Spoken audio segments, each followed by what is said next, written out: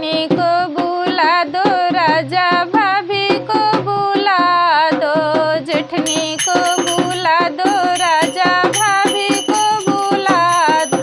मैं लड़का बच्चा सौंप दूंगी, अब ना बचूंगी। मैं लड़का बच्चा सौंप दूंगी, अब ना बचूंगी। कमरिया के पीर राजा, अब ना बचूंगी।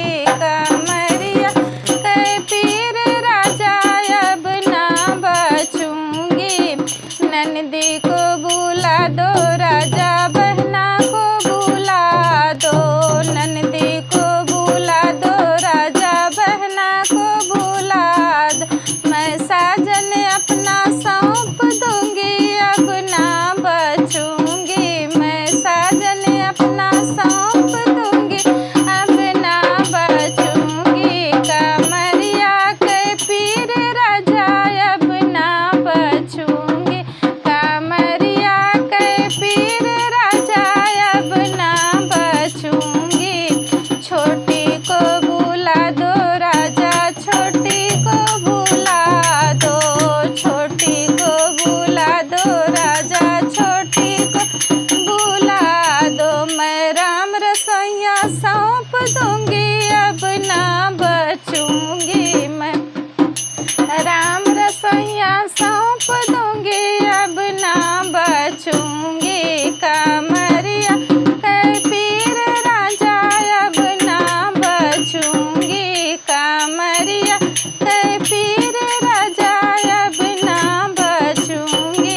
होते सवेरे ललना जन्म ले, होते सवेरे ललना जन्म ले। मैं दिल्ली का किला जीत लिया, अब ना मरूंगी। मैं दिल्ली का किला जीत लिया, अब ना मरूंगी।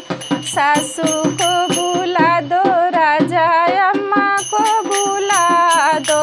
सासू को बुला दो, राजा अम्मा को बुला दो। वो ताला चाबी वापस करे, अब ना मरूंगी। दिल्ली का किला जीत लिया, अब ना मरूंगी।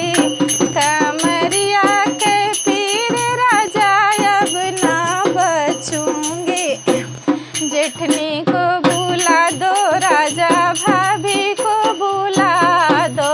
लड़का बच्चा वापस कर, अब ना मरूंगी। ओ लड़का बच्चा वापस कर, अब ना मरूंगी। कमरिया के पीर राजा, अब ना मरूंगी। कमरिया के पीर राजा, अब ना मरूंगी।